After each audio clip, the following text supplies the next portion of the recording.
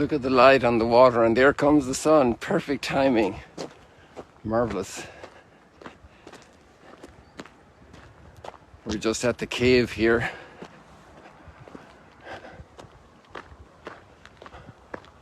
Our famous cave where all those books were a couple of years ago. Isn't that beautiful light?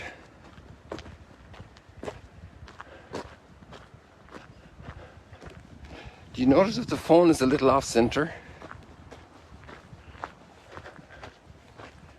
Like it's a little tilted. I mean the camera, the angle. Let me see if I can just get that a little better. Oops, I don't want to toss it. It's a very sensitive issue. I guess it's okay. You can turn your head a little sideways. Oh, there are flowers again, look. We're down here at the end of this good, nice brisk walk from our beloved moon. And there we get that beautiful sunrise.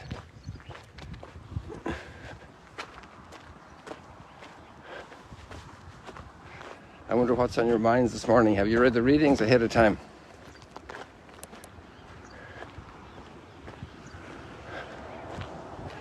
It's a good exercise because it provokes the dialogue more, even though this is kind of a monologue.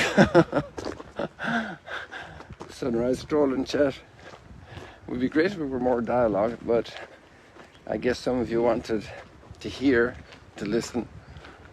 But you could also hear comments of the others. But you have the notes, so that's one way to be in communication. At least you know where you're from, you're saying hello. But you could also share your thoughts. So here we're at the end here. Let me just touch the wire. We used to do that as children to make sure we had reached the point. So I'd put my fingers in here behind it. So I'm on the other side here.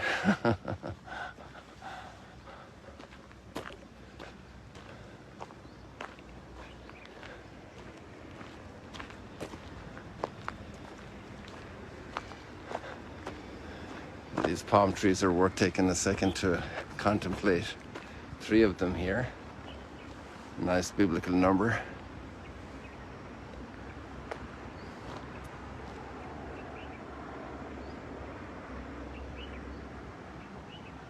There are so many things to notice. I hear birds chirping. I don't know if they're coming across to you. They're a little faint maybe for the camera here, for the audio. So let's head back a little bit. I left my sticks way back a bit when I started just preparing the phone. So I'm going to have to pick them up. Remind me I don't forget them.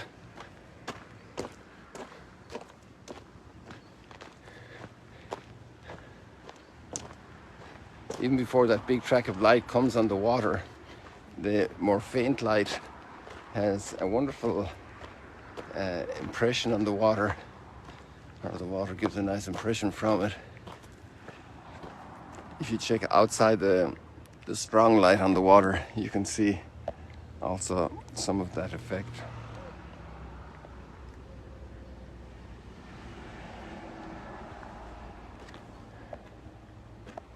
To be alive, to be able to see, to be able to feel, to be able to hear,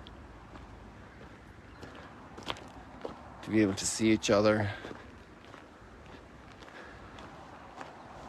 to talk, to listen to each other. Just look at those flowers again before we go, because it's a whole forest of flowers here. From over there, I'm going to zero in a little bit for you. All these flowers. Pink flowers. And over here it really intensifies. And it's a little closer to us so we can zoom in for you.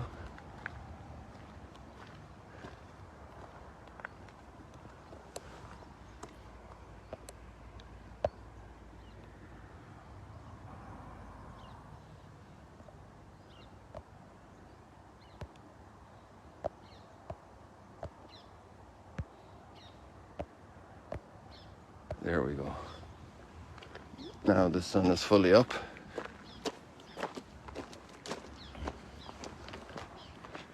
So maybe some of you already have a thought in your from the readings today. The last word of the first reading is something that caught my attention very clearly. And I'm just going to pull it up here. I hope it's still connected. Oh, I'm afraid. Oh yeah, maybe it'll work. Yes.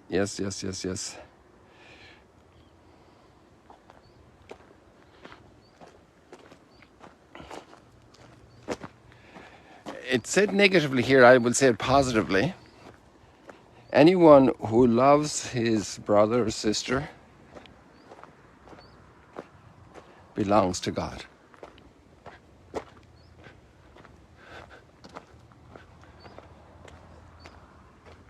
And that obviously means every brother and sister. Because if we just love some, it's because they please us. But if we love everyone, including the Down syndrome, including the failing person, including the person who doesn't shower except once a year if they need it or not, the person that stinks, maybe stinks morally, maybe stinks politically, but I need to love them. I can't hate my brothers and sisters, because then I don't belong to God. Look at the way the light is shimmering here. I just love that. Isn't that marvelous?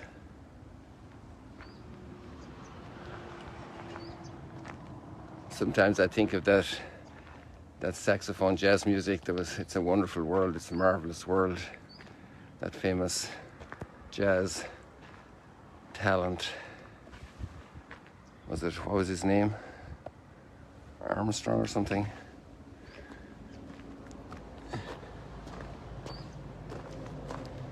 So if I love my neighbor, this is the whole theme. If I love my neighbor as myself, I belong to God. I am righteous. I am holy. Because if I belong to God, I'm holy. And if I hate my neighbor, I don't belong to God. And there's a big question mark about my uprightness and about my integrity as a human being, about my being whole, about my health spiritually and morally and emotionally and psychologically and deep down in my person. There are big question marks. So maybe we should make a little short list of the people that give us most difficulty, most headache, most heartache, most memory ache, and pray for the grace. Because I can't make it happen with my little muscles, the little muscles of my soul. I need grace to let flower again. And there's lots of potential for lots of flowers. To let flower again that amazing, I am my brother's keeper. I am my sister's keeper. I am my neighbor's keeper. I am the person's keeper whom everybody throws away and discards and condemns and murders and brutalizes and assaults. I am my brother's keeper. I am my sister's keeper. And there we are at the very beginning of humanity. And we could say that not just from a historical point of view, but even today. Humanity begins today when I am my brother's keeper. That's when humanity begins. That's when heaven reflects on the earth as the sun is reflecting here on the Sea of Galilee. I belong to God then. Isn't that marvelous? To belong to God. And over here in you remember that passage in I think it's Matthew chapter 4, says, the land of Zebulun and Naphtali, the land sitting in darkness and doom, has seen a great light.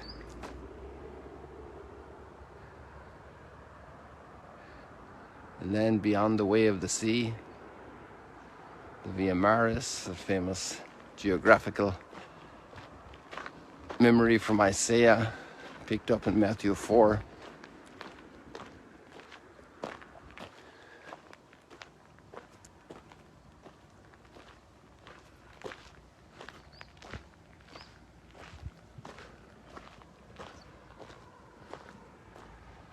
Light is they've seen a great light. And they're walking along at the lake, and this other stranger is walking along at the lake, and John the Baptist calls out, "Look, this is the Lamb of God."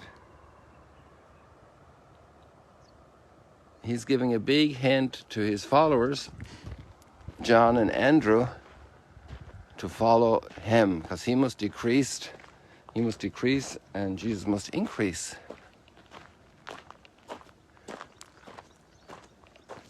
And sure enough, they're following him, and he's walking along the lake in a sunrise stroll and chat.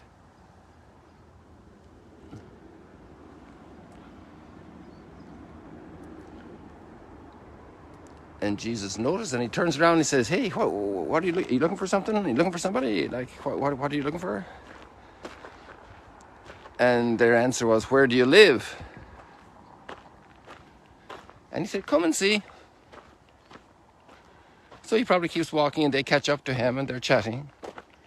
"What's your name?" "I'm Andy." "I'm Johnny." "Nice to meet you." "Where are you from?" "Nazareth." "What's your dad do?" "He's a carpenter."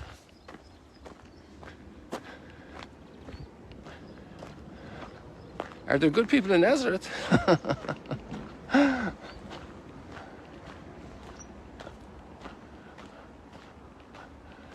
And then the fascinating thing is that was a little afternoon chat. Actually, it wasn't sunrise. It was like more like sunset stroll and chat.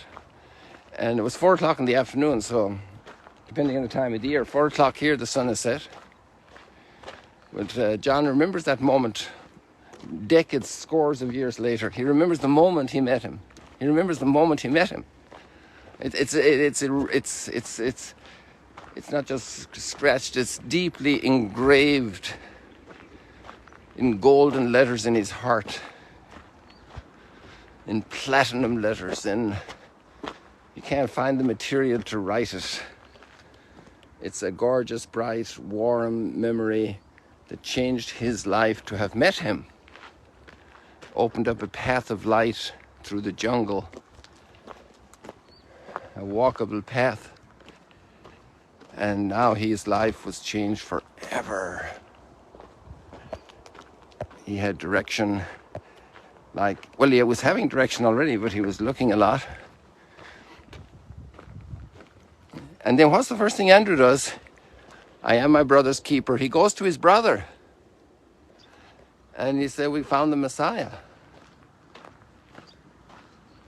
the one that's written about in the scriptures."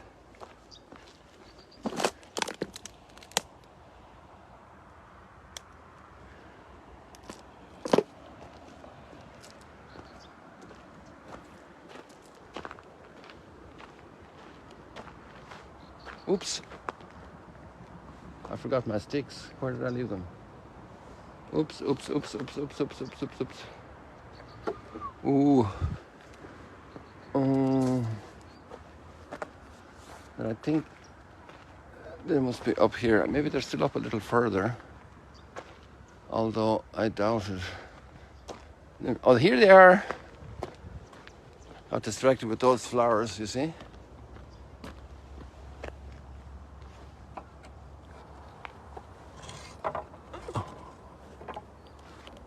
The camera will help you to find how to do it. There we go. These are great sticks. I found them down there at the side of the lake a couple of months ago. They're really great claws that when you're doing Mount Arbel on a rocky slope, on a difficult slope, they're a great help. So anyways, Andrew goes and gets Peter. You know, "I'm my brother's keeper." It's amazing. There's so much goodness there. Like the spontaneous thing. He found Peter. What does that mean? He was looking for him. I'm looking for my brother to help him. I'm looking to be a blessing for my brother. I'm looking for reconciliation if there's a problem. If I found a treasure, I'm going to show it to him. I'm going to share it with him. Imagine every family living like this, spouse looking for their spouse. Oh, I want to share this with you. I found this. You're going to like this. I was thinking of you when this happened. Have to share it. Have to share it. See, that's why God created the world. He had to share it. He had to share his life with us. To share our lives with our brothers and sisters. To be a blessing for them always. Never a curse. No. Just goodness. Just goodness. Just blessedness. That's blessedness. That's heaven on earth.